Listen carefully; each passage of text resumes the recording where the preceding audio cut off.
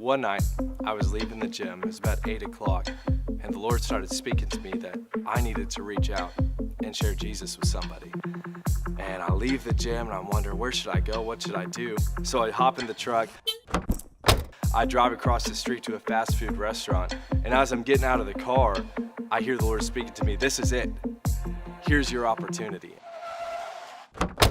And in the dining room is utter chaos. There's napkins everywhere, there's ketchup splattered on this table, there's salt, there's all this cleaning stuff, and it's obvious that something's up. I walk into this chaotic situation knowing that I'm there to encourage somebody. A woman comes up to the counter and asks me, "Hey, can you please wait while we get this drive-through line figured out?"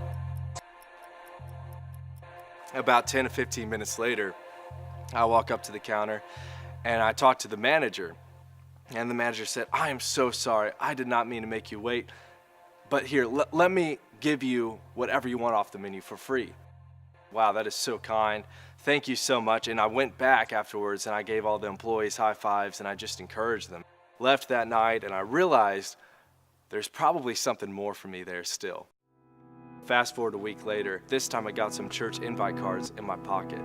And so I walk in with that same purpose, and yet again, it is chaotic, and the people are short-staffed. So I wait, and then I choose my moment. I walk up to the counter, and there's the manager again. And so I said, "Hey, do you remember me from the other night?" And she said, "Yes, I do.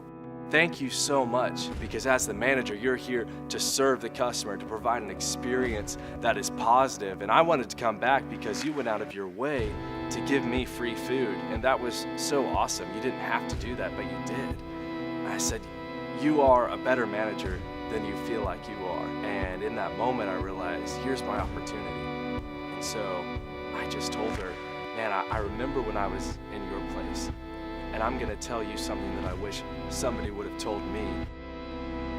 And in that moment, I started sharing Jesus and the love of Jesus and the destiny that Jesus has for her on her life. And she starts crying.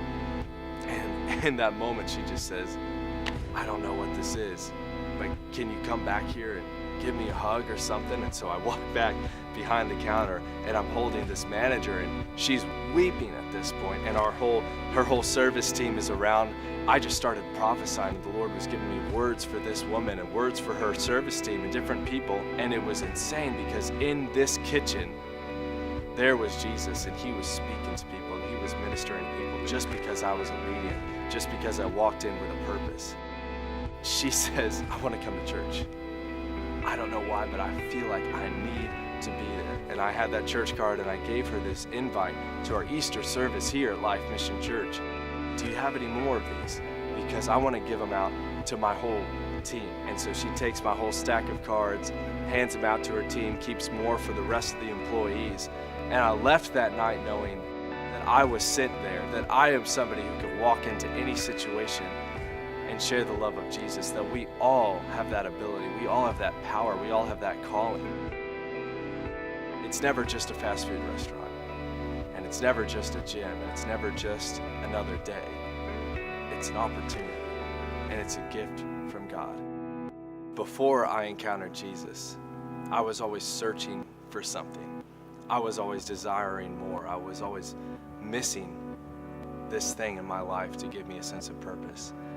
And after I met Jesus, everything changed, because once I realized my calling, once I realized the things that Jesus said are for me today, I was able to have that sense of purpose in every single thing that I do, because Jesus changed my life.